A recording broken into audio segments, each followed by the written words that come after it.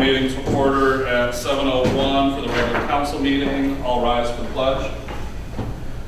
I pledge allegiance to the flag of the United States of America and to the republic for which it stands, one nation, under God, indivisible, with liberty and justice for all. Roll call, please. Trustee Bukowski? Here. Trustee Dilbert? Here. Trustee Guerrero? Here. Trustee Nona? Here. Trustee Tripoli? Here. Trustee Succi? Here. President Meister? Here. Treasurer Nolan Dilbert? Here. And Whitsitt is here. Approval of the agenda. Just going through real quick. I do not believe I have any changes to make at the present time. Make a motion to accept the agenda as presented. Support. It's been moved and supported. All in favor? Aye. All opposed? Motion carries. Public comments on the agenda. Any public comment on the agenda? All right. Seeing none. Approval of the minutes. First up, we have the ZBA public hearing for Main Street Grill on July 11th, 2023. So moved. Support. It's been moved and supported. All in favor? Aye. All opposed? Motion carries. Next up, we have council meeting minutes for the July 11th council meeting. So moved. Support. Moved and supported. All in favor? Aye. All opposed? Motion carries. Consent agenda. I'll move that we accept the consent agenda as presented. Support. Motion has been moved and supported. All in favor? Aye. All opposed? Motion carries. Payment of bills, treasurer's report. Approval of July 2023 payroll, $96,302.33. And bills to be paid for July 2023, $278,037.47, for a total of $374,339.80.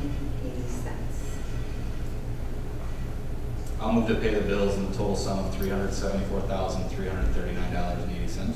Second. It's been moved and supported. Roll call, please. Trustee Succi? Yes. Trustee Tripoli? Yes. Trustee Guerrero? Yes. Trustee Nona? Yes. Trustee Dilbert? Yes. Trustee Bukowski? Yes. And President Meister? Yes. And for treasurer's report, total village monies of $6,709,124.72. I'll move to receive and file a treasurer's report. Support. It's been moved and supported. Roll call. All in favor? Aye. All opposed? Who supported that? Trustee Nona. Thank you. Motion carries. Communications and committee reports. Clerk? Agenda items for the September 12th meeting are due September 2nd. Please and thank you. Thank you. Planning Commission, Trustee Dilbert. We met last week, and the only thing that we really dealt with on our, because we had a no-show for one item, but we had a public hearing on the non-conforming lots. So we did conduct a public hearing, and we do have a recommendation to council that is later on in new business. Yes. Yeah.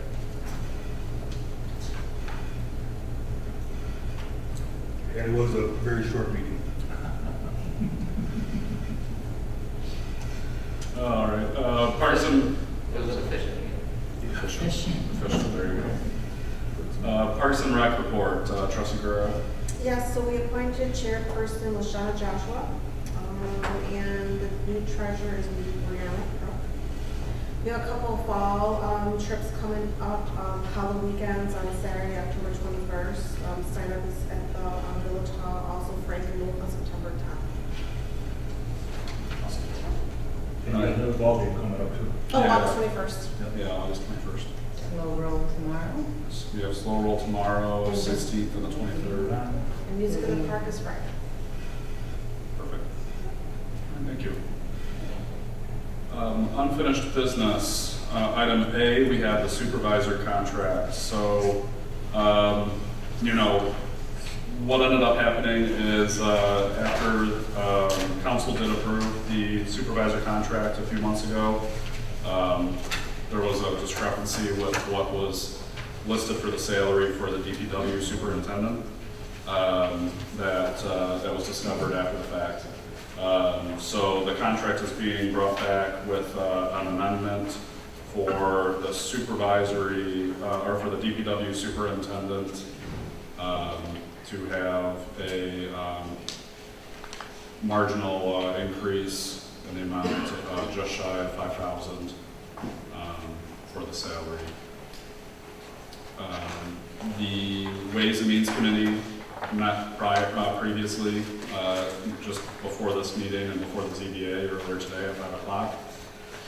We did go through and discuss the change. There is an Excel spreadsheet that was included in the meeting packet, which kind of just shows the reflection of that. If each of the employees, that the DPW superintendent was getting 7% year over year, which then got to the 93,000-ish number that was on which was on the tentative agreement that we had previously approved, but it did not include the 4,900, which was the additional bump with overtime that was originally agreed upon at the previous Ways and Means Committee.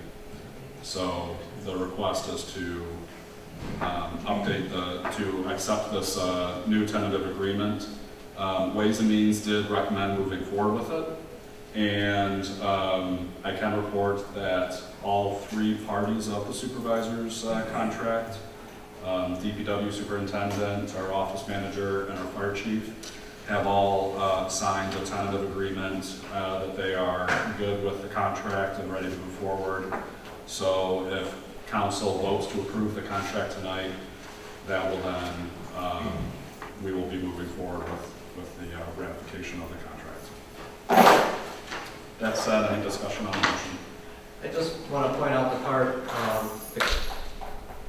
what we approved last month, they did not approve, so that contract that we approved last month is non-existent. So this is we're voting on an entire new contract, but this is the only changes from that one that we voted last month. Correct, yeah, the only change from the contract that everybody previously saw and voted on, and the new contract that's in everybody's agenda packet is, the only change is just the DPW superintendent salary. In addition is the notation regarding the litigation, correct? Okay. Do you want me to read Yeah, that? so I guess, yeah, so I'm sorry, there was also one, we all have, everybody should have received via email, unfortunately. Today there was a legal opinion that was given to us regarding the contract and the length of the contract. There was it's okay to talk about it, right? Sure it is. Okay. There was a recent legal precedent set in Macomb County, which basically says that a employee's contract cannot be longer than the length of the council that's approving it. So because of the way that our council is set up and staggered, it's essentially, it's considered that we have a new council every 2 years. So technically, we cannot have a 3-year contract when our council is only 2 years. We're doing a contract that's longer than the council that's approving it. This is a recent ruling in Macomb County by one of the area judges. We have full faith that that is going to go to appeals court, and we hope that it would get overturned because it doesn't seem like it's a fair ruling. But in the meantime, the motion tonight would be that we are only approving the contract through the term of November 2024. I think there's an exact date, November 20th. Let me help clarify. Sure. The language which the clerk has merely says that the intent of the board is to enter into a 3-year contract. In the event that Michigan law and Michigan courts change the law to prevent that, it will revert and end on November 20th, 2024. In other words, if you can't make a longer contract, it'll become a shorter contract. If you can, it'll just stay in effect for 3 years. Thank you. Any questions? I know it also came up previously about fire chief's salary. The salary has not changed since the previous contract agreement, but I did at least give everybody a paper copy of the what MML survey data shows for an average salary for a fire chief, full-time fire chief, with a population from 4,000 to 8,000. You can see the numbers there and what the average came out to. I realized that wasn't something we were going to go with. So again, that's not to really rehash what's already been discussed, but just further clarifying that that's how the salary was came to be. It was a market analysis.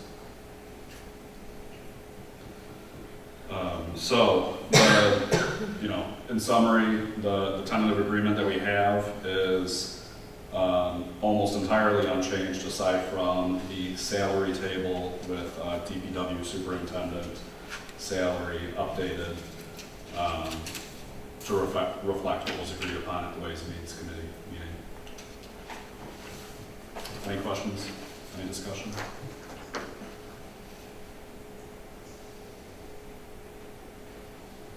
Are you looking for a motion? Yep, if there's no further discussion, I'm looking for a motion. I'll make a motion to accept the contract as presented. But there's language that the clerk has. How do we handle that? Do you want to read what the clerk's language is? I think she wrote it out for herself so that she could read it into the record. I just copied yours because I can totally read your handwriting. Okay, well then go ahead. Let's see if I can, wow. No. Okay, the contract is ratified for a term of 3 years to the extent current litigation in the Michigan court would serve to limit To limit this board's ability to contract beyond the term of the current board, it is recognized by the parties that the current contract will terminate on November 20th, 2024. Yeah. Second.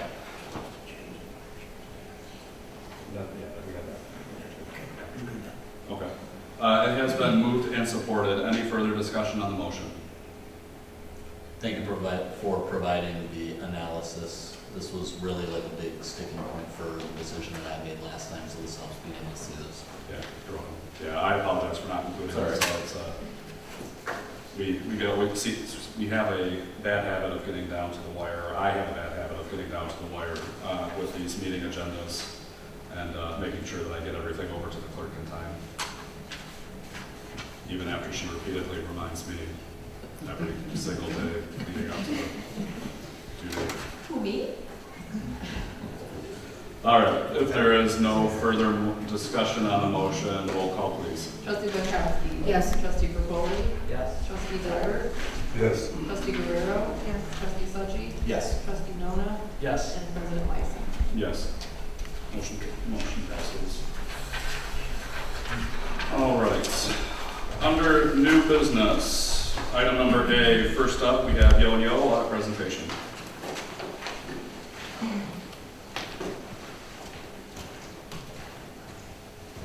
Good evening. Thank you for having me here.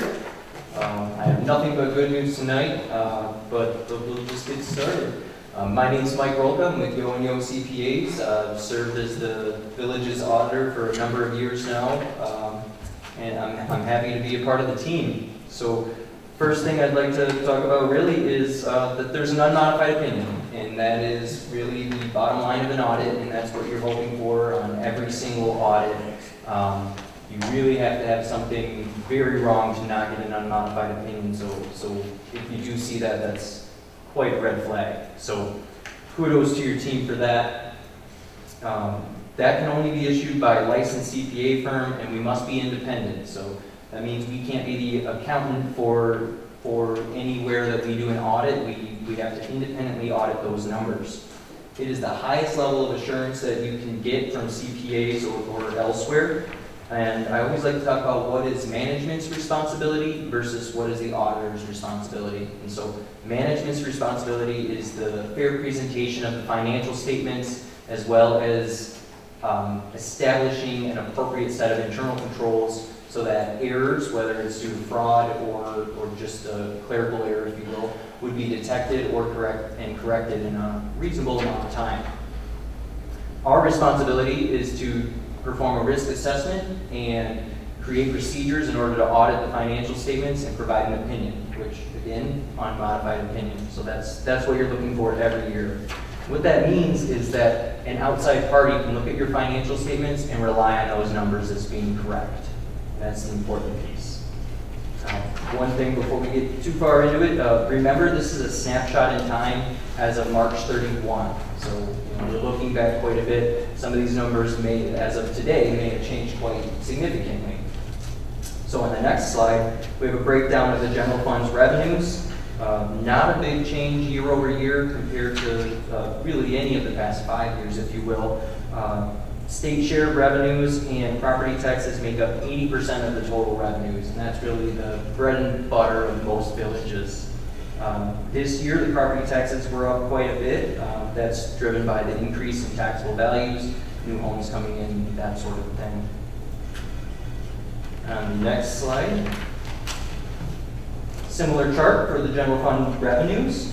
Public safety is the biggest portion of the expenses, and it has been for most year that I've done the audit. It's been public safety. Some years it's general government. Last year it was general government because there was a lot of work done with the community development block grant, but that was a one-time grant and that's been spent up. This year the public safety increased quite a bit, and that was additional costs for the sheriff's contract. One other notable thing here is that the transfers out is much less than it has been in the past. For the past several years, the general fund has been subsidizing the sewer fund, and that transfer has been eliminated. And really happy to be able to say that. This transfer that you see of $97,000 this year was to the fire fund to pay off the ambulance. On the next slide, you see a 5-year trend history of the general fund's revenues and expenses in total. You can see for the past couple of years, there's been a positive trend where revenues have exceeded expenditures. Again, some of that is because of the transfers having been less now to the sewer fund. Next slide is a similar chart with the revenues and expenditures for the water operations. You can see back in 2019, it was about break even, and then it kind of fluctuates a little bit here and there, but overall, revenues have been higher than expenditures, which generally means that the rates are set appropriately, at least to cover the operating costs. The following slide is a very similar slide, and a similar statement really. The rates are covering the operating costs. But one thing to consider here is although revenues have exceeded expenses over the past 5 years, there was a hole that it was climbing out of that we'll see in an upcoming slide. And so although it's been increasing year over year as far as the overall net position, we started at a negative, and we'll get there shortly. The next slide shows the general fund balance over the past 5 years, again, keeping with the 5-year trend. And it's generally increased year over year, at least for the past few years. The fund balance now represents 82% of expenditures, which is approximately 10 months of reserves, which is quite a nice reserve. The GFOA, which is the Government Finance Officers Association, recommends a minimum of 15 to 25%, so those reserves are nice. It means you're able to take on projects that you find necessary, and maybe not just go after, there's a hole in the roof, we must fix it. You might be able to make some other decisions. Next slide focuses on the water fund unrestricted net position. So back in 2019, it was fairly low, but now it's really climbed up to a healthy net position. And it's important to have kind of a high net position in the water and sewer fund because when something goes wrong in those funds, it is very, very expensive to repair, replace, that sort of thing. So I'm happy to see this up towards $1 million now. And again, that's just the unrestricted net position. The actual net position, if you include your capital assets and restricted portions, is higher. The sewer fund, this is my favorite slide, and that's because if you look at the 5-year trend, it's been fantastic. Starting over $1 million unrestricted deficit all the way up to $528,000 this year is really good. That is a lot of help from the general fund to get back there, but as we saw in the revenue and expense slides, it seems to be self-sustaining now, which is really great.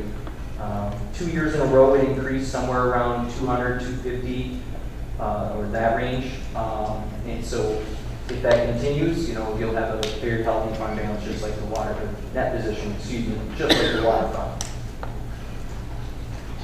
Okay, but again, remember all of this is back as of March 31, so I try not to belabor it. You guys have probably seen much different figures already, so we'll continue with the communications letter. So that is the stapled letter that you have with the financial statements. This is where we put in some additional information. It has a lot of required communications to council. I'm going to go through any of the highlights now.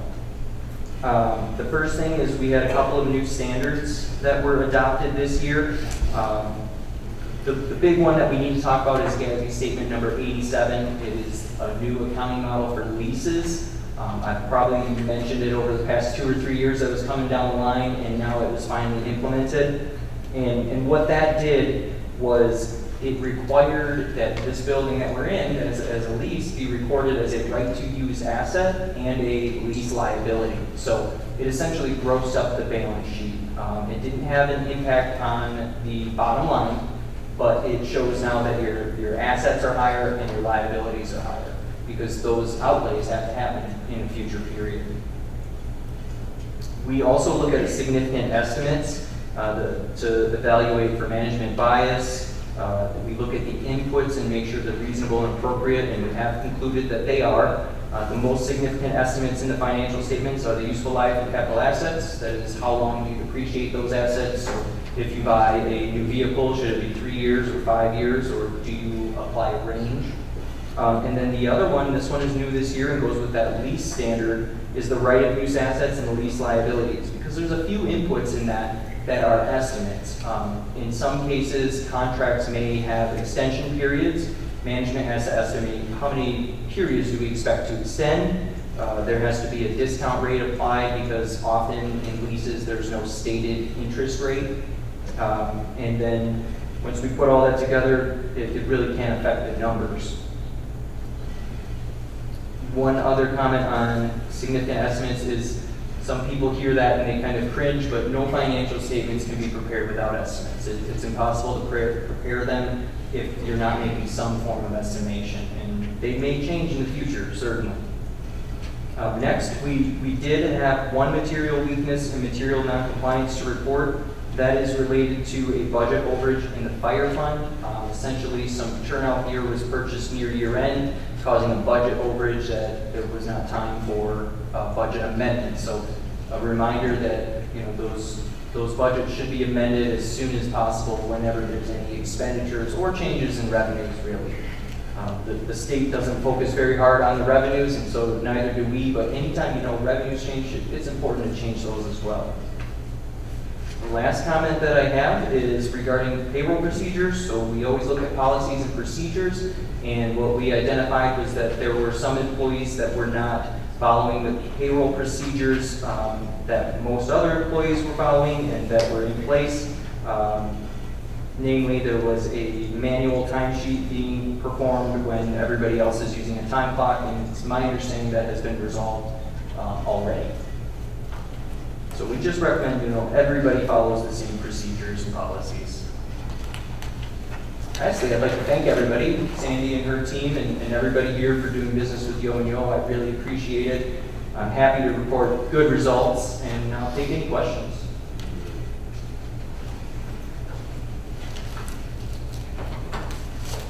I think one question that I have on my mind is, you know, when we look at our water fund and our sewer fund unrestricted net position, you know, it's obviously a good sign that we have, you know, a healthy fund balance, unrestricted net position.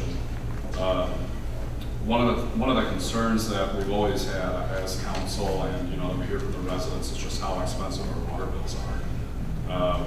You know, with what you see, I mean, do you, with what, you know, I'm kind of putting you on the spot a little bit here, but, Sure.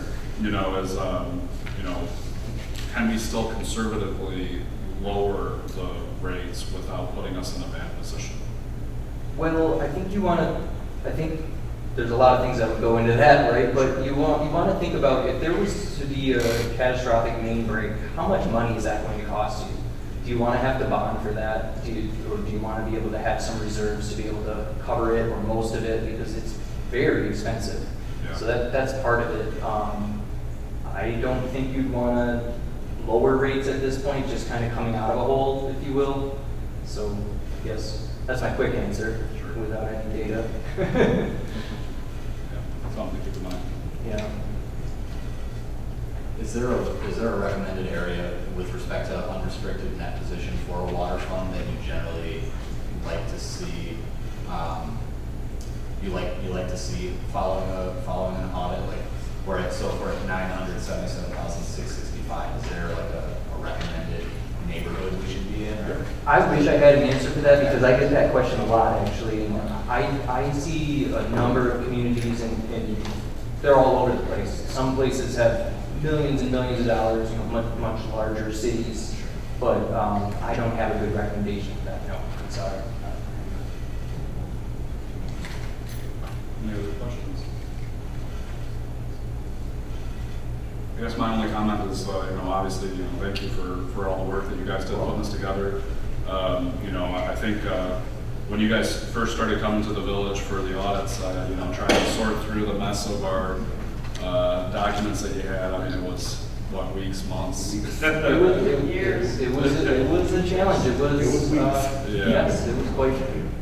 If I understand. It's smooth now. Yeah, if I understand correctly, I think this was what, 2-3 days? I think, yeah, 3 days on site maybe. We do a lot of work honestly, we do a lot more work from the office than we used to since the pandemic. So we kind of split it a little differently now, but yeah, I think 3 days on site is what it was. Yeah, so it's definitely good to see that it's gotten really smooth and you guys have gotten accustomed to our documents and everything. It makes it really easy for these audits to occur, so thank Yes. you, I appreciate that. Oh, thank you. We appreciate it, truly. All right, any other questions? All right, thank you all very much. Have a nice evening. Don't we have to receive a file yet? I'm sorry. We need a motion to receive a file. Oh, okay. We're receiving file the audit. I'll support. Motion has been made to receive and file Yo and Yo's audit presentation report. It has been moved and supported. Any further discussion on the motion?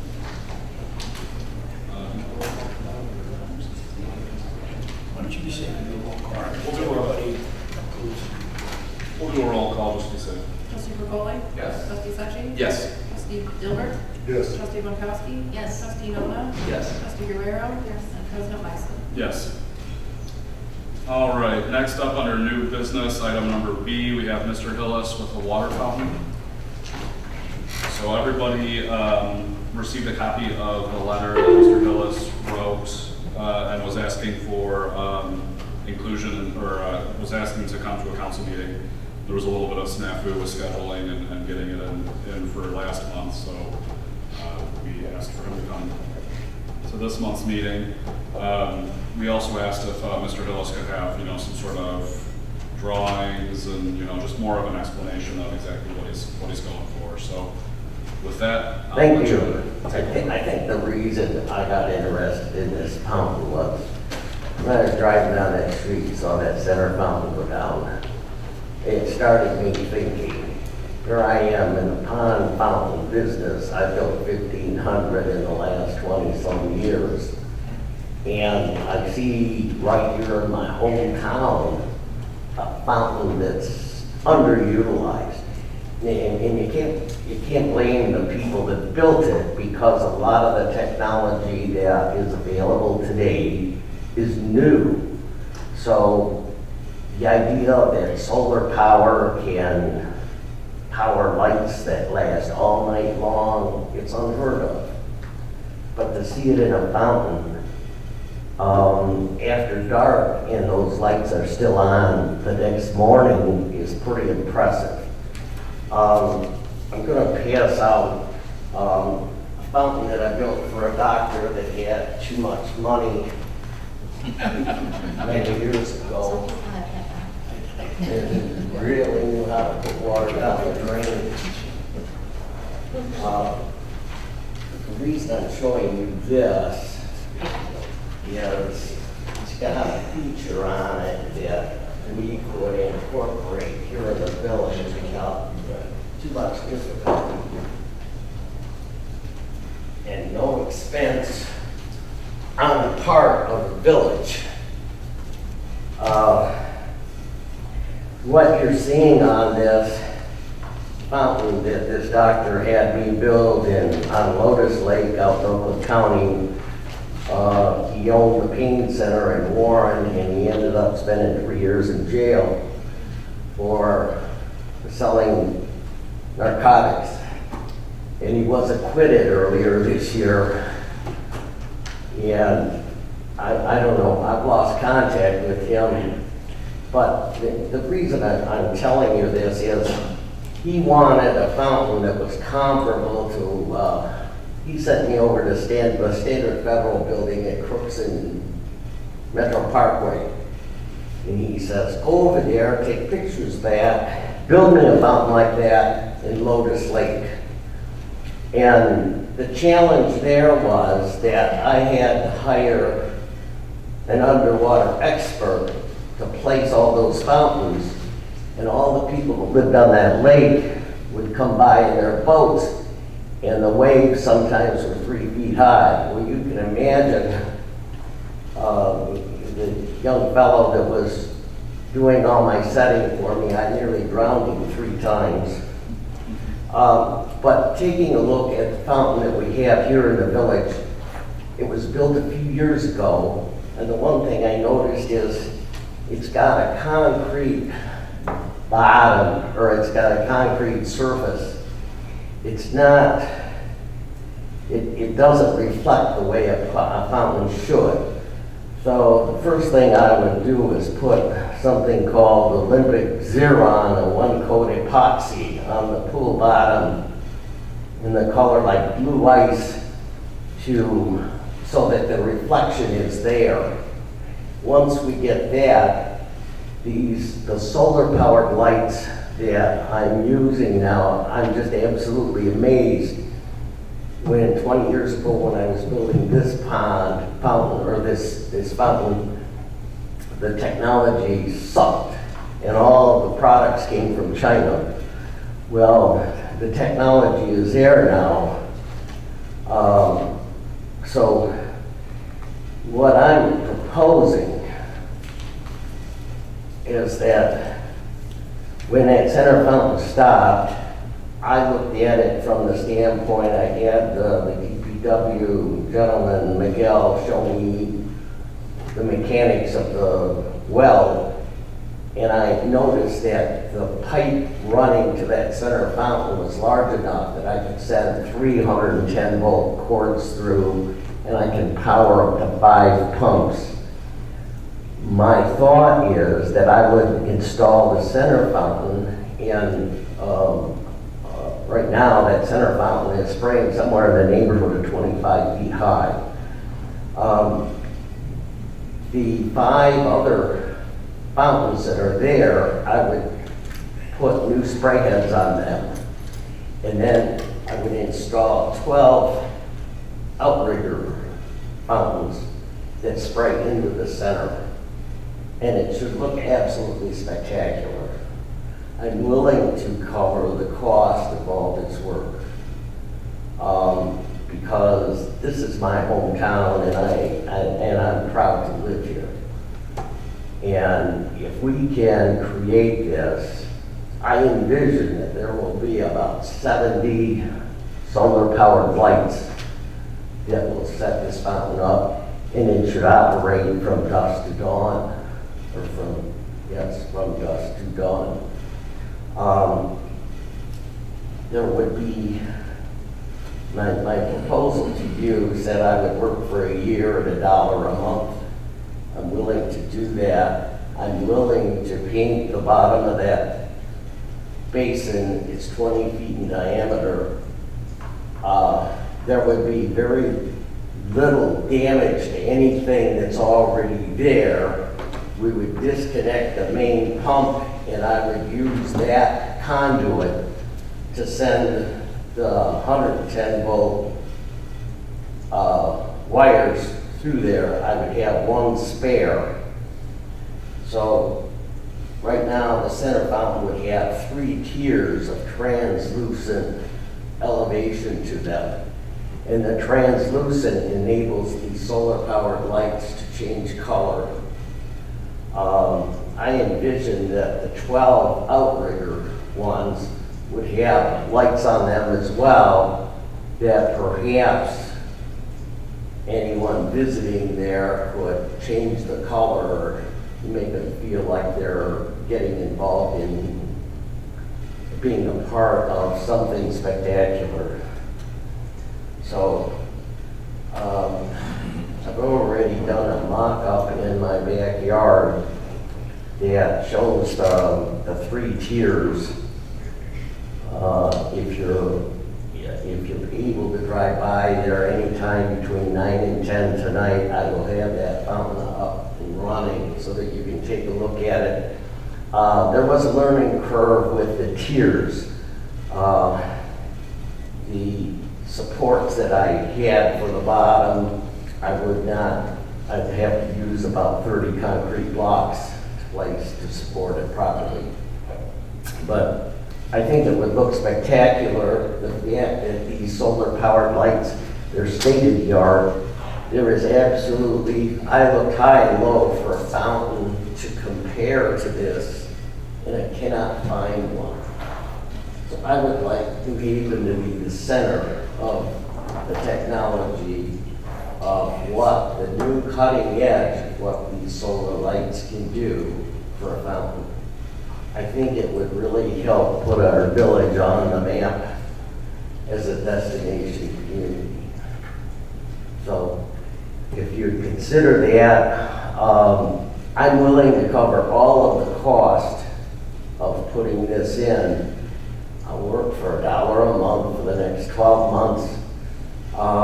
At that time, or as I add the items, all the solar powered light kits to this, they will become the property of the village of New Haven. So it's not a matter where I'm going to take my lights and go home or anything like that. So it's to me, I think it's a win-win. I'm trying to build a house 100 yards away from it. It would enhance the value of that house. It would enhance the value of all of this community. And I think it would start a conversation in our community like we've never had before. And we'd have something that would be very, very unique in all of the communities here in Macomb County. We would be the leader in this department, there's no doubt in my mind. So, thank you very much. If you have any questions. If anybody has any questions? I have 2 questions. So when you decide that, if we embark on this together and you decide at some point you're not gonna maintain it anymore, is this equipment easily operated by our DPW, or would we have to hire them somebody to come in and? Since I plan on, I don't know how long I'm going to live, but I want to make my contribution That's not what I was implying, but. So, but as far as training someone to be able to help maintain this, be very easy. And I would think that even if you had the idea of forming a committee that would work on this, I'd be more than happy to work with that committee. So it's a little bit of work. I feel I have the capability of covering all of the expense of getting this done. Some of my summer help is going back to University of Michigan, so I'm going to be a little bit short on labor, but it's doable. And the first thing I would do is get this epoxy in, paint that epoxy on there to lighten up the bottom of that. It's supposed to be, it's called a reflection pool, and you need the blue color in there to properly enhance all of this light. So, and like I say, when I'm done, there will be about 70 solar powered lights on this fountain. And they will have the capability of changing, so we can change them weekly, change them daily. If somebody wanted to have a purple day, they could have a purple day. We could do red, white, and blue. The reason I had the 3 tiers was the center is red, the one in the middle is white, and the one in the bottom is blue. And I think it's going to look spectacular based on the mock-up that I have over there. So I have, you could drive by and take a look at it tonight and see what you say. You just visit the food bank over there. You can drive right by and you'll see it. How long do you think a project like this will take? How long do you think it'll take for a project like this? What's that? How long do you think it will take time-wise, like how many months? I'd like to have everything done within 3 weeks. Oh, that's good. And you said your summer help, so you are still running a business to this day. So you'd be able to name the village under your liability insurance? I wanted to get on it sooner and bum me out. You know, my grandson told me he's going back to the University of Michigan next Friday. He's a cross-country star, so he runs for the University of Michigan, and I got to support him. But I think it would be a win-win for this community. It would certainly give you people something to talk about that's positive. I mean, all of us, we all need it.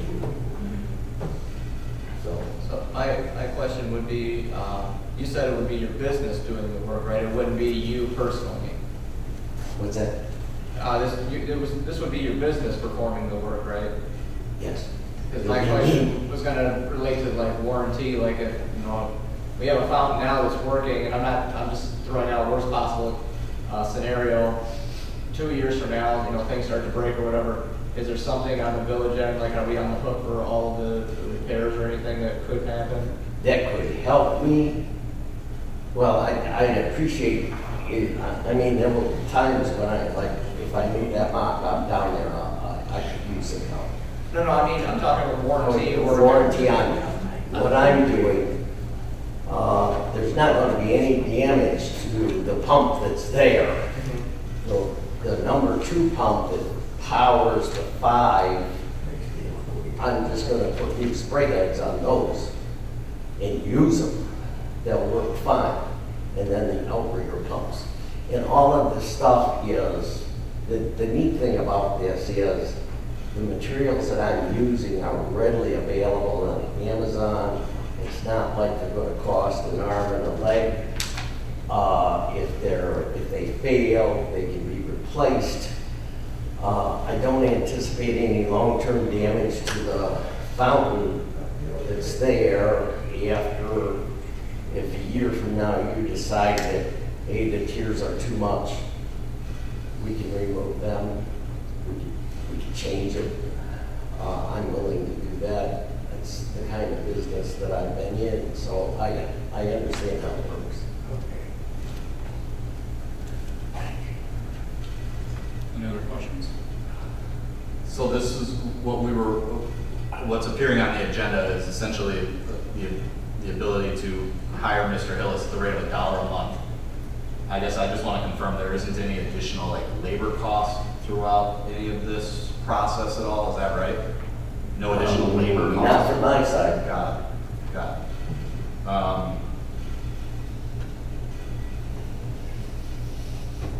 That's all the question, that's the only question I had. I think the important question that needs to be asked, we need to ask the DPW superintendent, who's responsible for maintenance of that fountain?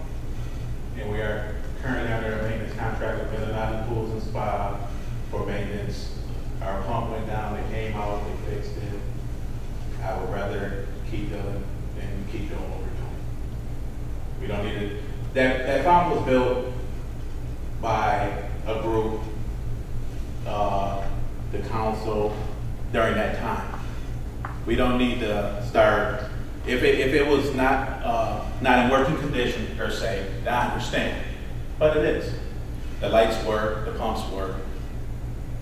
It's fine like it is. We don't need to take on anything else if things go down. All due respect, I appreciate it, but there's just certain things we just don't need to touch at this time.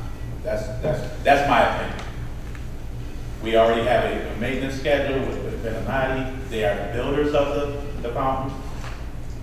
And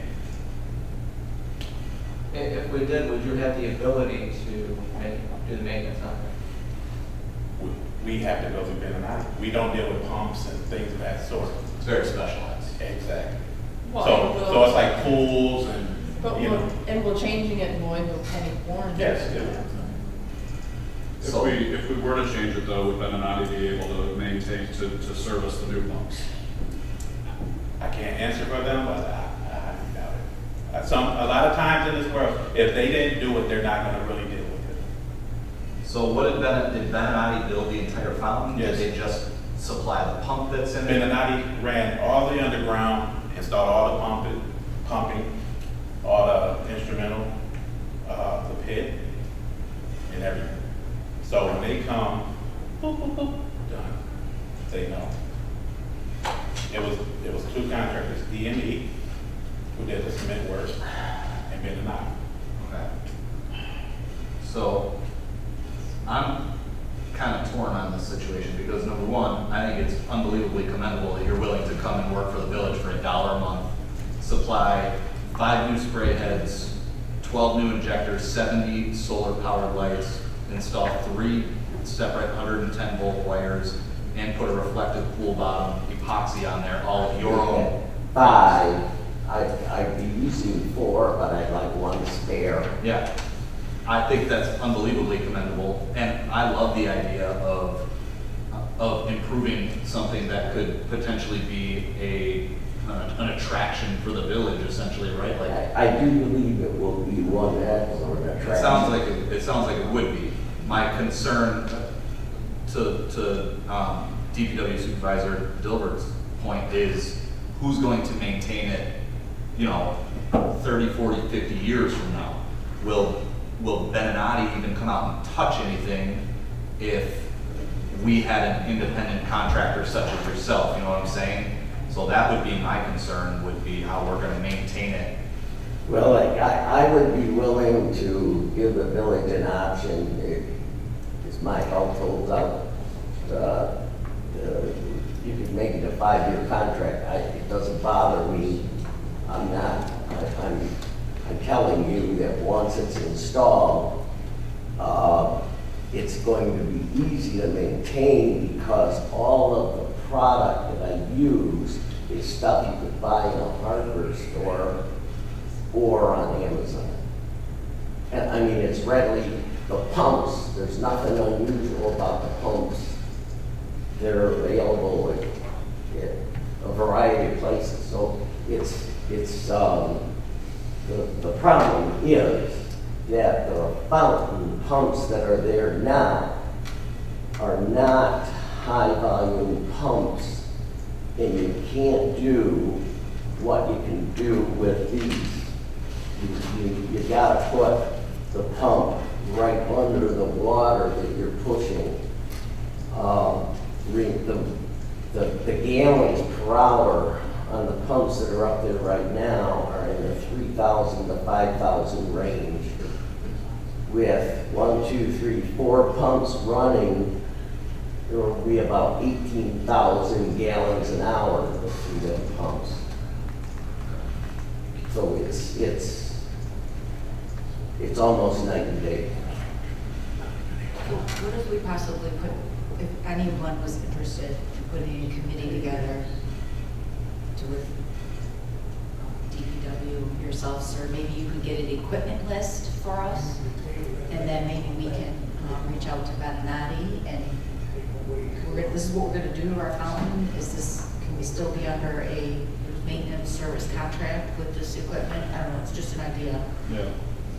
Mr. Hills, what's the name of your company? Water Cannon Fountain Works. But the And mop-up, I'm sorry.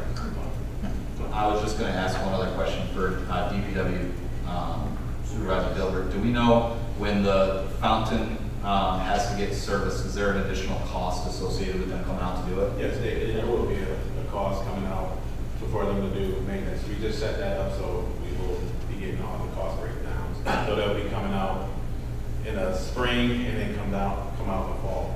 They come out twice per year? Yes, that's what we'll do. Open and close it, I assume? Pretty much. And we will do all the maintenance in between. And just to clarify too, this is a new maintenance schedule that we're setting up. Oh, so we haven't had that. We have used Venati, they're the ones that built it. Correct. It's just that we didn't have the schedule in place. Okay. We were doing all the maintenance prior to this, and then we had that pump fail for the metal pump. We being the DPW? Yes, Got it. yes. We were doing it all prior, Okay.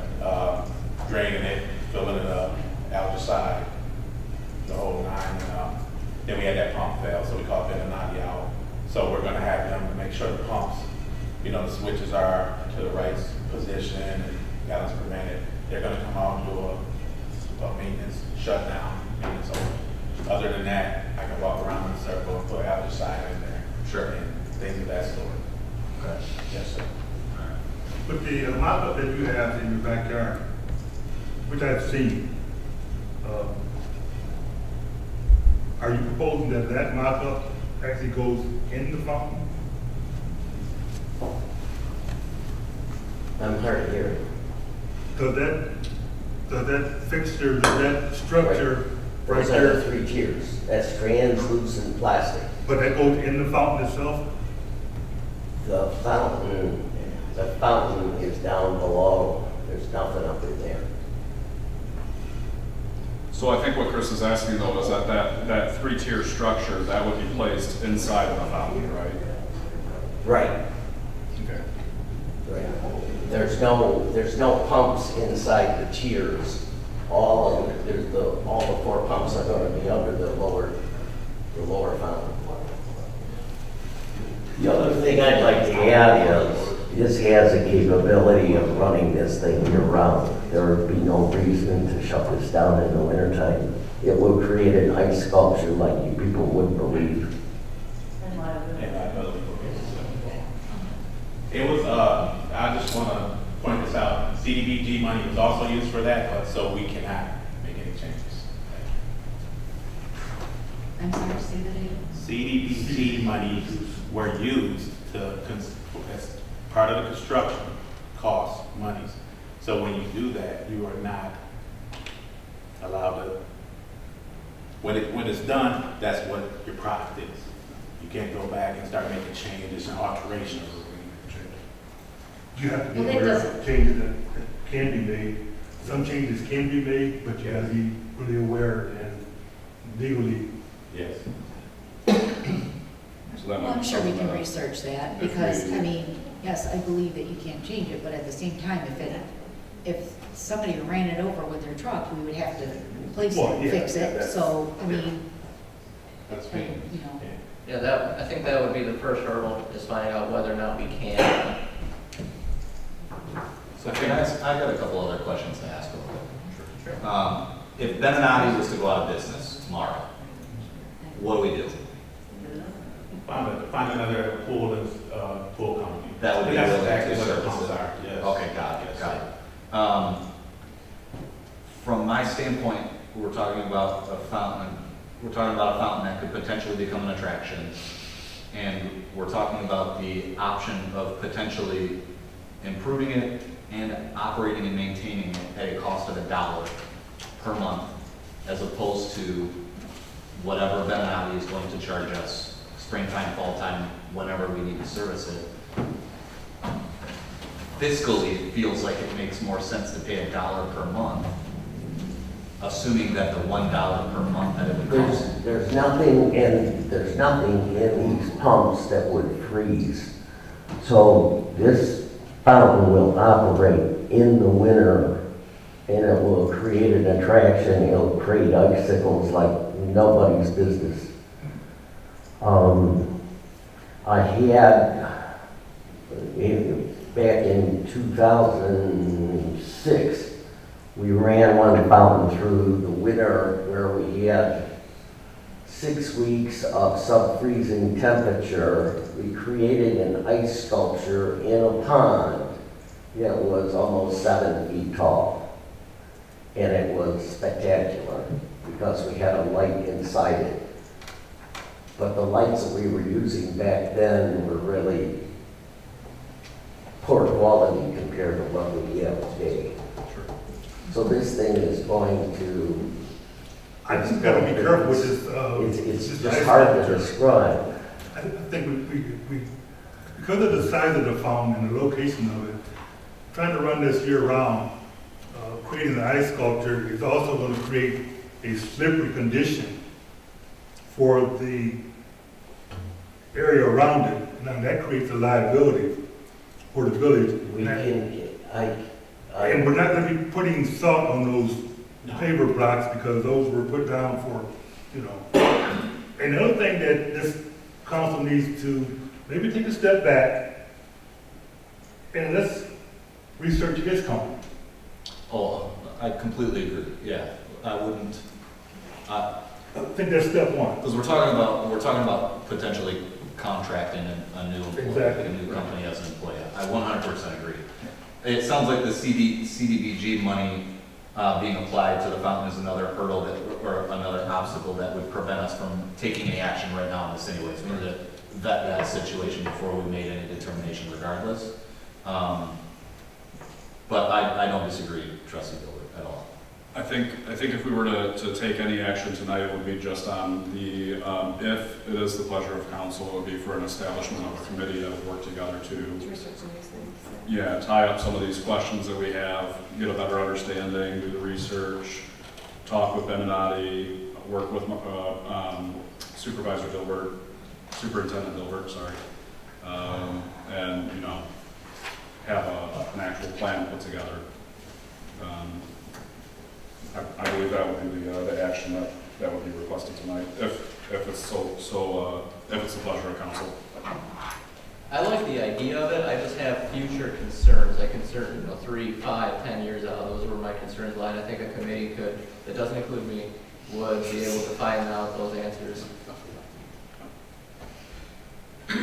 Well played.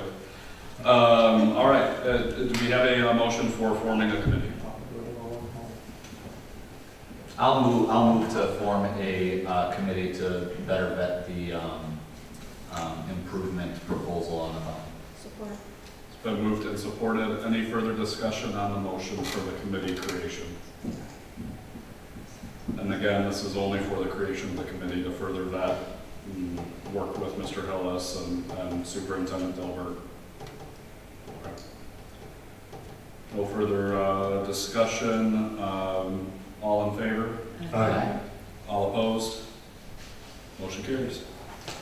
We will work, I won't necessarily say Trustee Sachi has to be. I will partake in this. Okay. I will work with Trustee Sachi then to find a couple additional members to help him. Sounds good. If anybody is interested, please feel free to reach out to us and we'll get this. Thank you, Mr. Ellis. All right, item number C, fire hydrant parking issue, civil infraction and misdemeanor. We were prepared for our code enforcement officer to be here, but he is not. Do we, we'll skip this one and continue on, and if he happens to arrive, we can come back to it. So item number D, community center and DPW generator quotes. DPW superintendent. Good afternoon. I got a couple, well, not a couple quotes, I actually got a quote for, I already knew that was gonna happen, for generators at the food pantry, community center, / community center, and the DPW building, because we have no backup generators. So I had Randazzo come out and give us quotes for getting generators for backup power. I only went to Randazzo because we've been dealing with them, and I asked if they would be our go-to contractor, approved contractor, for our HVAC needs. Yeah, and I can jump into here on this one, so Marcus has been he's been working on trying to get these generator quotes for a number of months. I feel like it was our first department head meeting, we started talking about generators since day one, back in November. And, so there was, the current generator that we have out back is serviced by Wolverine. They are the only generator company in Michigan for the made commercial generators. Yeah. But then when he started talking to them about doing generator quotes for the 2 locations, they were wanting us to be basically the general contractor to get all the subcontractors for the project. They wanted us to have a supplier for the electrical, they wanted us to have a supplier for this, they wanted us to have a supplier for that. And we're sitting there going, this is your guys' job, not ours, to assemble a team of subcontractors. We also had the issue with the community center, the current community center and food pantry with the HVAC, where we had utilized a vendor to install the HVAC there, the AC and furnace and all that, and get it all up and running. To this day, it's still not fixed. So we've broken down from utilizing that vendor, and we're actually asking Randazzo to come out and take a look at it. And within minutes of calling, they were already at the community center looking at it and establishing all the things that were done wrong by the previous vendor. Thus far, every single time we've used Randazzo, they've done an excellent job. They've given us every discount they could possibly give us and rebate, and they've given us the best price as possible. So with that, I'm going to stop stealing Supervisor Gilbert's thunder.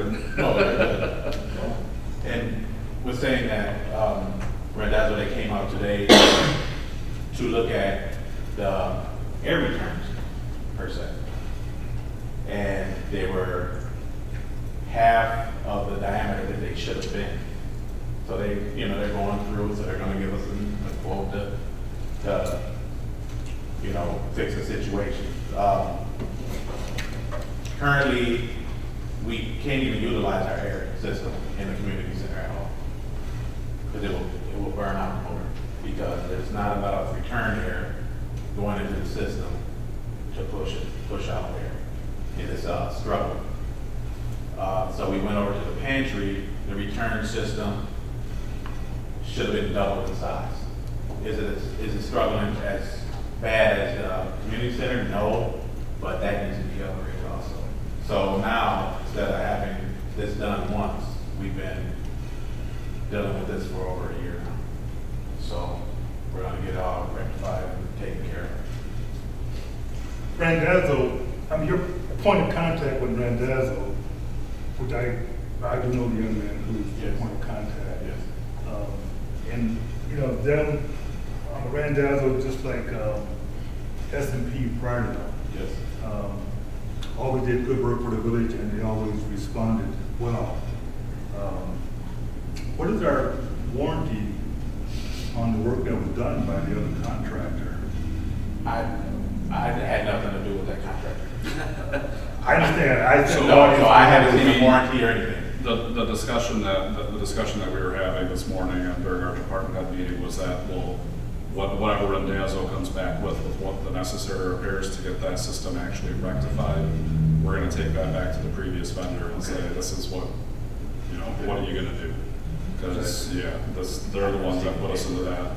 You know, Supervisor Dilbert mentioned to us that, you know, when that vendor showed up at the community center to do the work, the actual gentleman who was doing the work was like, wow, this was really underbid. I would have charged way more for this than, and so it just seems like, I don't know, you know, from there, if they were just trying to cut corners or whatever to make his quote work, but long story short, you know, Rendazzo's gonna help fix that, and that's actually a little bit side tangent to this, but the main point is just that we've been having a very good working relationship with Rendazzo, and that, you know, Marcus was asking if we could review these quotes and have Rendazzo as one of our primary vendors that we feel comfortable working with. Also, the electrical, the box was outdated in the food pantry, and Rendazzo came, and we had been approved for $7,000 approximately.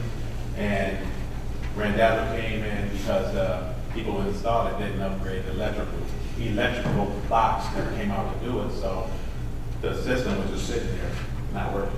So we had Rendazzo come, they did it $2,000 cheaper, and rewired everything, did the whole. So the work was never done. Right. And But that portion we never paid for. we never paid for it. It was approved, we never paid for it, but it never was done. And they came out, did all the electrical, pretty, you know, if you look at electrical, it's, you know, everything is working well, done right, up to code. You know, That's nice. yes, it's all good. They came in $2,000 cheaper. The actual work was $2,000 cheaper than what the original quote. And one more thing before you guys, actually, I'm sorry, but before you guys, when I come back for a roof repair at your pantry, I just want you to know that the previous vendor who installed those roof units actually created leaks in the roof. Right? That's perfect. Okay. So, when I come back and say, well, we need a roof repair, y'all say, that was because of the roof units installation. So back to the generators. We're gonna go on the side tangent. Yeah, sorry. Back to the generators, so, you know, I can see the need at the DPW barn, because in case of a power outage, you guys need to be able to function. The pantry, I can understand there's a number of freezers in there that hold food, so in case of a power outage or an extended power outage, we could lose a lot of. And in the wintertime, we use the community center as a warming center Yes. when there's a neighborhood power outage. So I can see where those generators could really come in. Now, these are natural gas fired. Okay. There's gonna be one more, I'm sorry, I'm gonna add something else, and there will be one more quote coming. We're just figuring out the schematics for the lift station right now for another generator, and that'll be the last one, I'll leave you guys alone. That's the lift station that, At Manning, because when the power goes out, which is often in that subdivision, The Rooney we subdivision. have to jump sewage from, you know, yeah, from one basin to another, and monitor it for 24 hours, or until the power comes back on. So we need a backup generator for that. I'm just in the works of everything, getting the game plan together with Semco and all the schematics with the electrical, because that station is good, you know, there's some tricky stuff with wiring and stuff. So I'm waiting on that quote also. But these two in front of you, I want to bring them on that. I know it says gas and electric included, but are the utilities where they need to be for where they're gonna put it, or is there gonna be a charge from the? No, they came and observed and mapped out the whole, where these can be. And then I contacted Semco, and they're gonna run gas lines. I've already talked to them. Sunco is, so what's the charge for that? Semco's charge, they have to give them a charge. Yeah, because there'll be a cost for that. Yeah, there will be. Can I ask a question that might seem petty? No, you're good. Why is the DPW quote include a senior and a veteran discount, but the other one cannot? Same thing. I can ask that. Alright, that's just my curiosity. Maybe it's because they're done the same day, so you still have to do them back and forth. No, they're different days.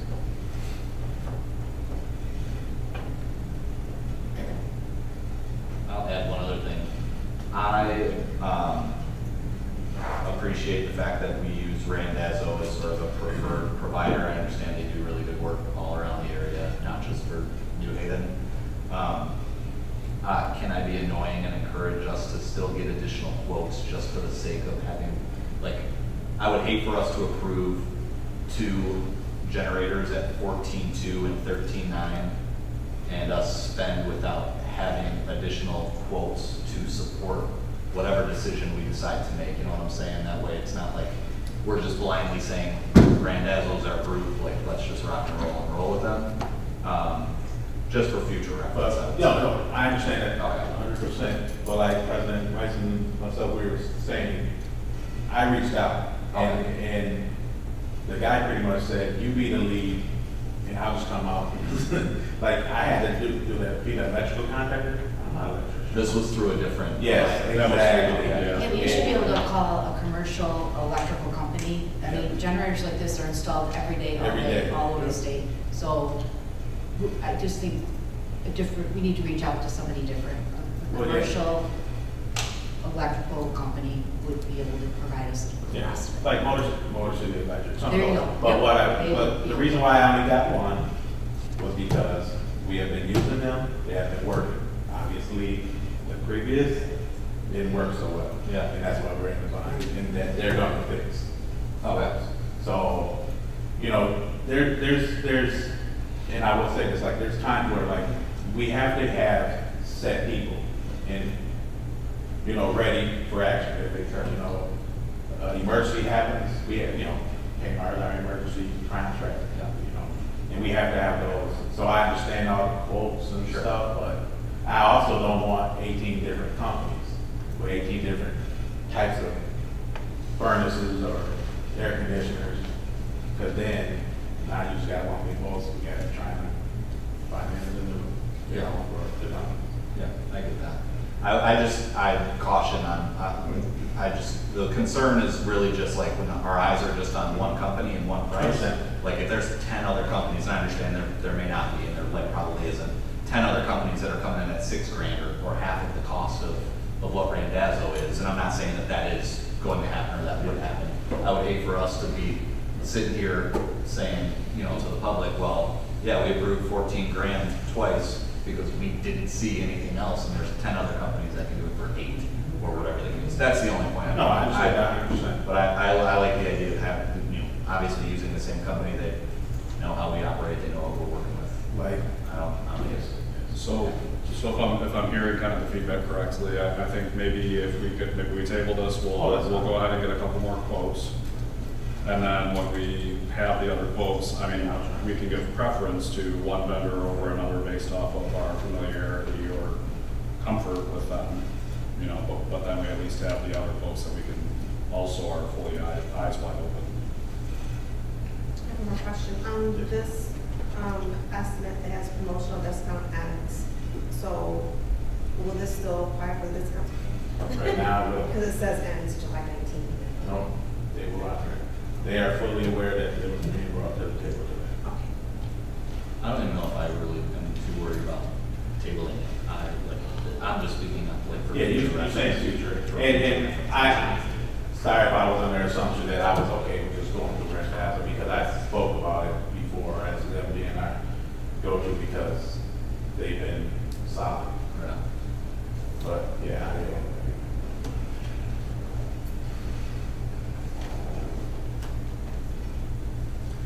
I have, one other thing that stands out. The pantry is listed as a 5-year warranty, The other one's 1 year. and the other one is 1 year. I'll ask about that. And I'll see if they can honor the DPW at the 5-year also. Yes. Yep. So maybe it would be beneficial to just wait another month. Or I can ask that question in like 5 minutes. And I will have an answer and call from the board. Or we'll give you a thumbs up. Are we able to motion to accept these under the guise that the current 1-year warranty is actually a 5-year warranty? I don't know if that's something that we can do or not. Yeah, if that's a pleasure of, if that's a motion to make, and then, it's support on that. Okay. That's what I I think that's was nice. Okay. I guess a motion or table is in order. I will move to accept the quote from Randazzo at 57775 Main Street in the amount of $14,284, and conditionally accept the quote from Randazzo for 58360 Victoria, the DPW building. Well, you should probably do both of them separate. Separate? Okay, sounds good.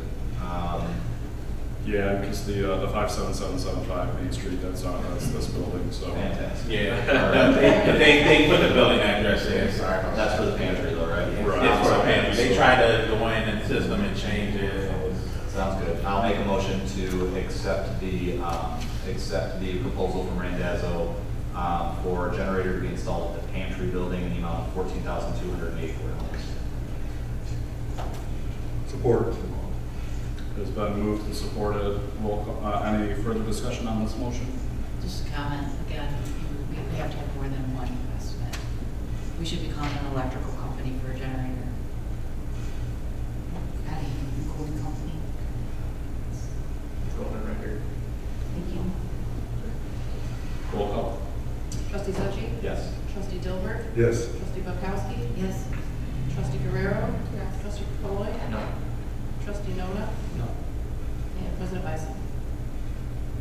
Yes.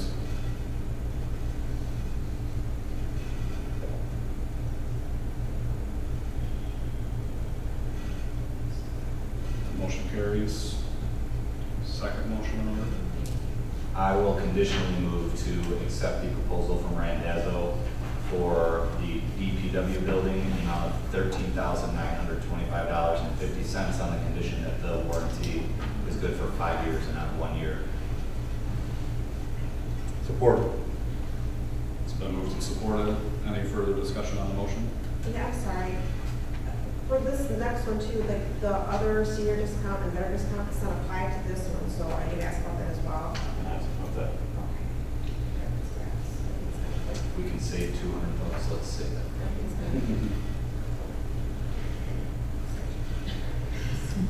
Roll call. Trustee Succi? Yes. Trustee Dilbert? Yes. Trustee Bukowski? Yes. Trustee Guerrero? Yes. Trustee Nona? No. Trustee Polly? No.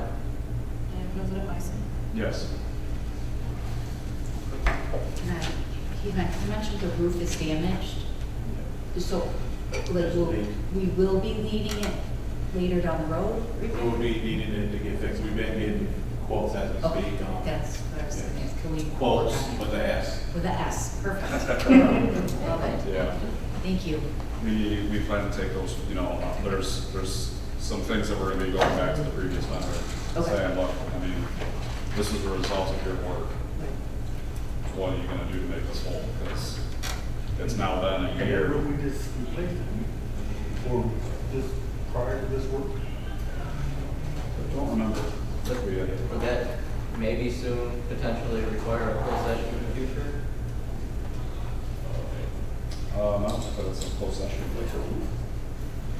I mean, are we gonna maybe think about? Well, we'll have to. Not to take action against the people who put holes in it. Yeah. Sure, we can do that. Let's first go the friendly route. I'm trying to say it. Say it without saying it. I was gonna say it without saying it. All right, new business number, or letter E, ordinance 235. So, Attorney Addis sent you all an email previously about this ordinance, and I apologize, I don't think we had too much of a memo that went along with what the nature of this is. Attorney Addis says he can explain it, so I'll let him go ahead. All right, earlier this evening, you voted on new contracts. The contract for the, as it applies to the fire chief, makes the fire chief a just cause employee. Currently, due to this ordinance, the fire chief is identified as an appointee. Under Michigan law, appointees and just cause employees are mutually exclusive. So when you repeal the part of this ordinance that makes him an appointee, he then, by operation of the contract, becomes a just cause employee. So it's necessary so that he can become a just cause employee. So the. It's housekeeping. Yeah, Because it can't be Oh, both. yes. Okay, all right. right, yeah, it can't be both. So, in the email from Attorney Addis, there was a, example of a motion of, removing the appointment of the chief of the fire department, from the ordinance, so that it would, get rid of that conflict. Any questions? I know this is kind of a weird one, because it's like we've already done the contract, but then it's the realization also that the ordinance doesn't support the contract. The acceptance of that contract creates a discrepancy amongst how the fire chief is reporting to the village. Yeah, and now you correct it. Right. Got it. Yeah.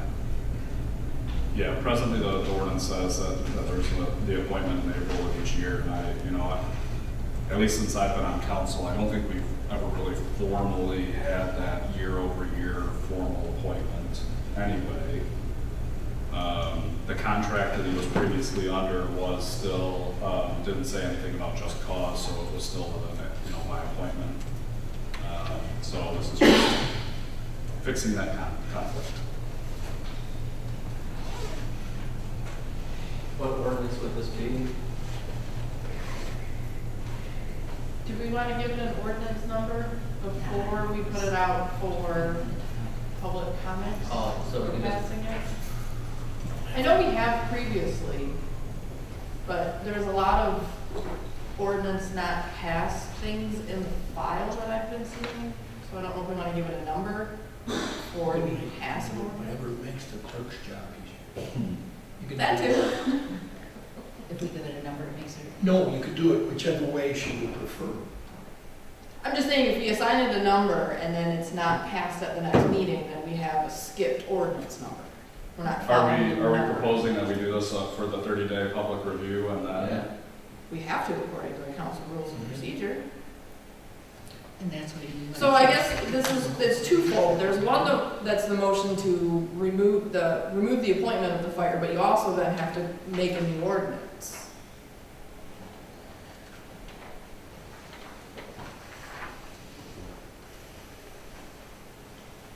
Revise the ordinance, not make a new ordinance. Once he's removed, once he is removed from the current ordinance, he becomes a just cause employee. So his conflicts are resolved. If we then want to reprint the ordinance with that language removed, that becomes your new ordinance. Right, Then so if he, down the road we want to look, because it's become clear to us that that's a very old ordinance and not extremely well written, we can take that up at another time. So the repealing of the verbiage from the ordinance, is that an ordinance itself? so there's a proposed motion in addition to a proposed another ordinance. Okay. Revised So, ordinance. so what Attorney Addis is saying is that all we would have to do tonight is the repeal, not the ordinance. The motion to remove the appointment of chief of the fire department. Correct. So the motion today would just be to repeal ordinance 235? No. No, to repeal that language as it applies to Just the your packet as fire well. chief.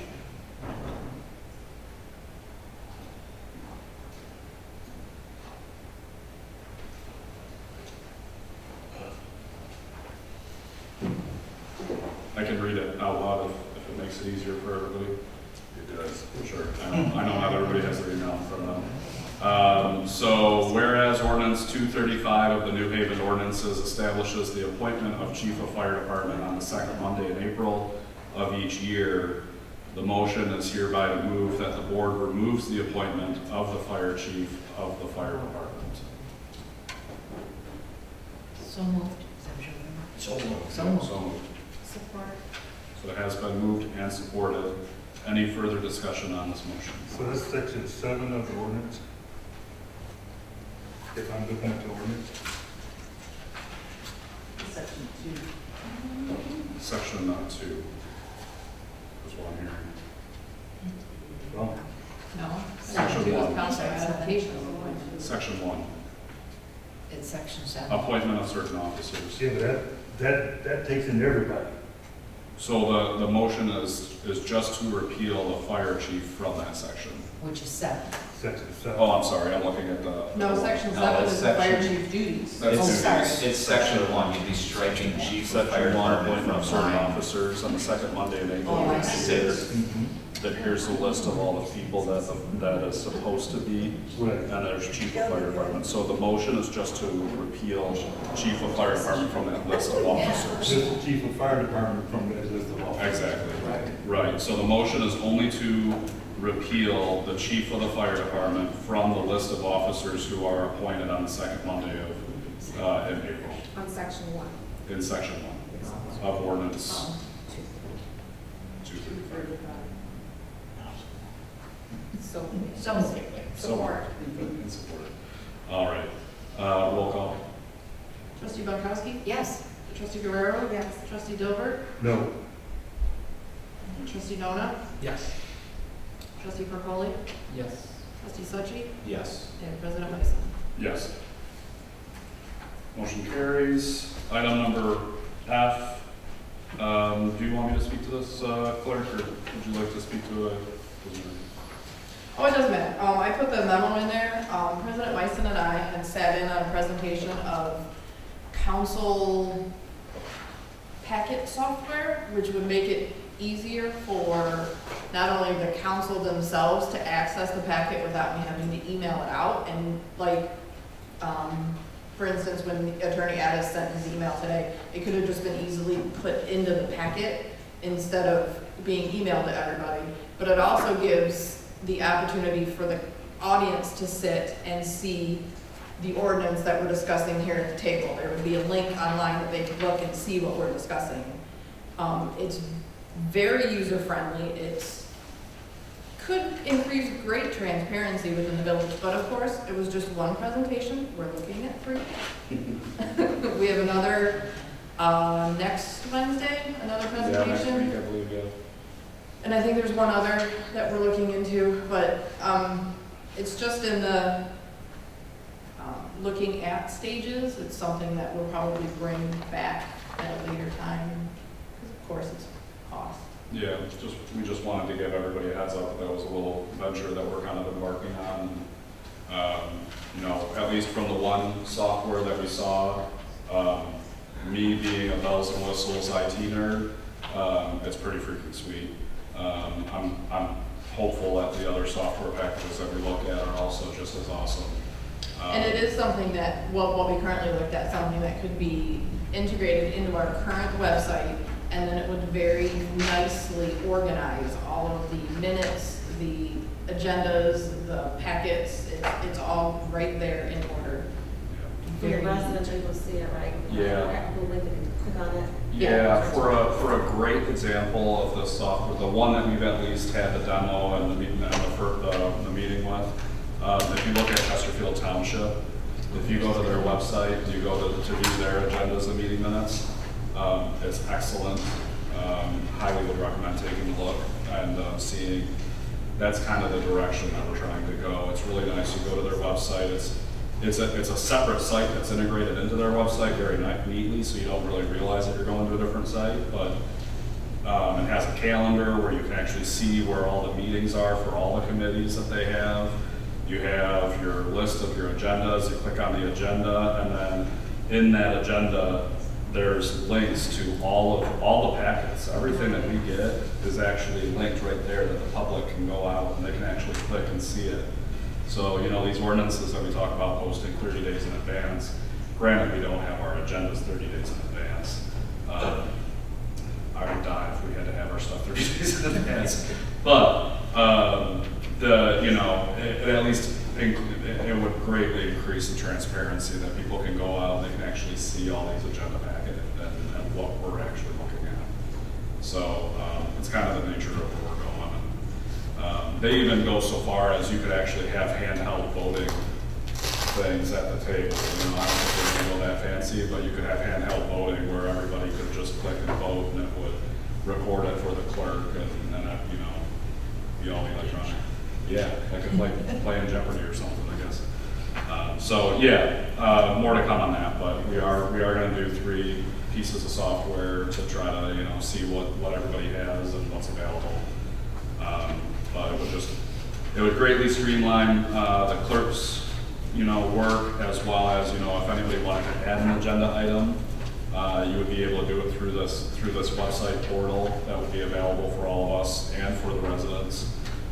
So you'd be able to go to this website, you fill out the form, you can attach your documents, and it would automatically trigger workflows to clerk, to me, to whoever, you know, hey, new agenda item has been added, review, approved, and whatnot, and, you know, can go from there. So just would greatly streamline the whole process. Last but not least, under new business, we have item number G, non-conforming lot split ordinance recommendation. Trustee Dillard. At the last week's planning meeting, we held a public hearing. We had split a lot over on Lincoln Street, and it, in fact, created a non-conforming lot. So what we did, we held a public hearing, and because we're proposing that we add language to our ordinance, which will prevent us from ever doing that again. We had to do it because we didn't have language that kept us from doing it, or prevented us from doing it. So the lot split that we did do a couple months ago did create a non-conforming lot. And the language, the blue language in the ordinance that we want to add to the ordinance will keep us from doing it again. And with this ordinance amendment, I believe because of this is something we would probably want to post for 30 days, right? Just to give the residents a chance to read. Yeah. Yeah, we have to, I would, Since it's a formal ordinance amendment. yeah. And it's part of the zoning ordinance?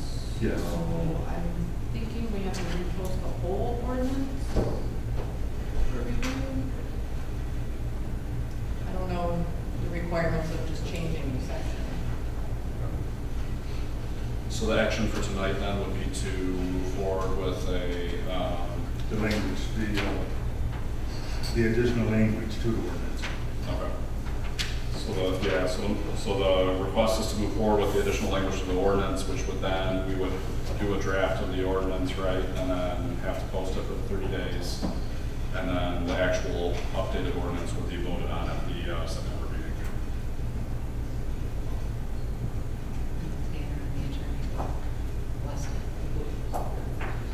The planner, yes. Yes. Once you propose it, I'd have to see it. Okay. We have a motion. So I'll make a motion that we amend ordinance number.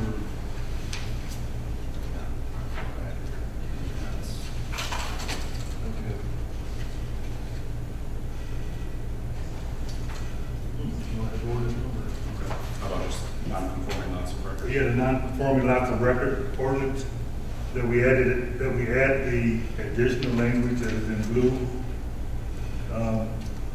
to the ordinance. Support. Been moved and supported. For discussion on the matter, like I said, so, you know, what we would be doing is, we'll have, if we could have clerk, do the formal draft of it that we can post to the website. It'll be up for review until the next meeting, and then we would actually formally vote on the ordinance amendment at next month's meeting. Any further discussion? All in favor? Aye. All opposed? Motion carries. Thank you, sir. All right, that is the end of new business. Call from the floor, limited to 3 minutes.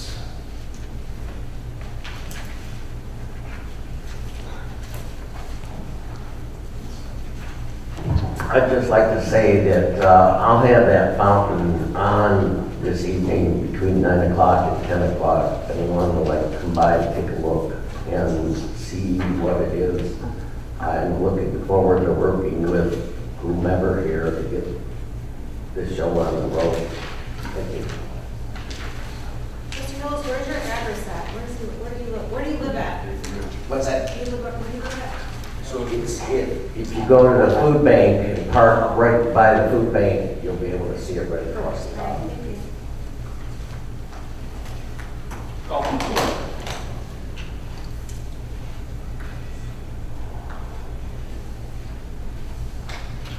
All right. Call from the table. I'd like to say good job on the Purple Heart ceremony. They got it real well. I agree. Yeah, credit for that definitely goes to Sandy for putting it all together. She, you know, we had the resolution that talked about doing a ceremony with August 7th. Admittedly, it wasn't really on my radar too much, but Sandy picked up on that, and she ran with it. She worked really well with VFW and the AM vets and all the different organizations, the fire department, and really put together a really nice ceremony.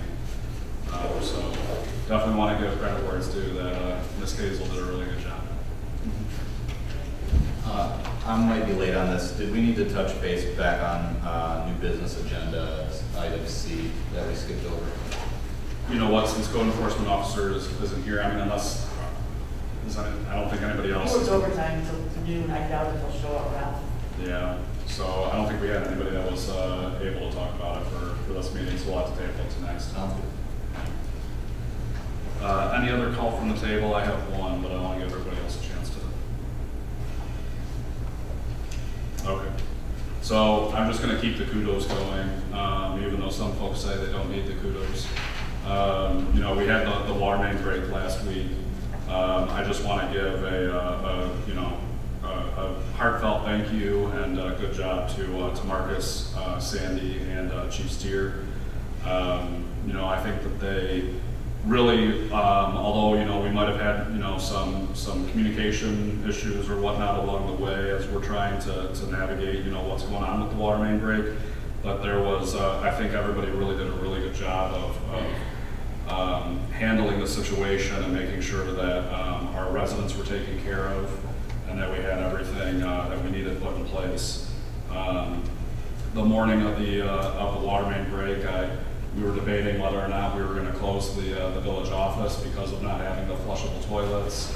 You know, we had porta potties that were brought in to make sure that all of our staff were able to use restrooms while they were here.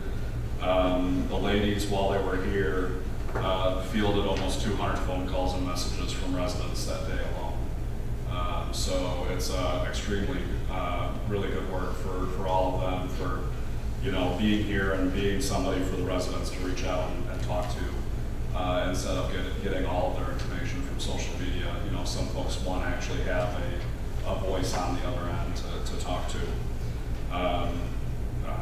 The fire department passed out, you know, and it was in that email, almost 50 cases or 500 cases of water to the residents, which was just outstanding work.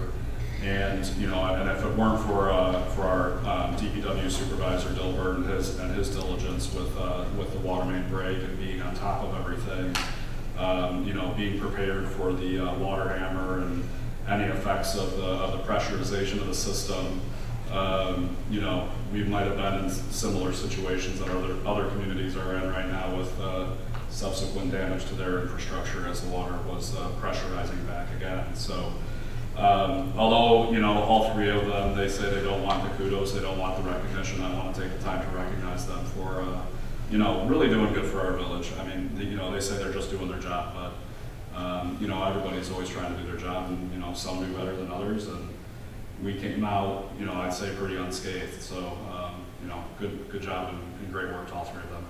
I also want to add Francis Pete for the food pantry also, get out water. She Yeah. was out there when it was hot out and. Yeah, Mrs. Pete was doing great, passing out water, and then we even had, you know, Wesley Farms that was passing out water to our residents too, so I think just all around great work. You know, everybody really came together and did right for the village, and we got a little segment on WXYZ, which was nice, so. All right. And I was red and early all over. I was. I was at the DPW starting about 10 after 6. Oh, jeez. All right, any other call from the table? Motion's in order. So moved. 8:42 PM.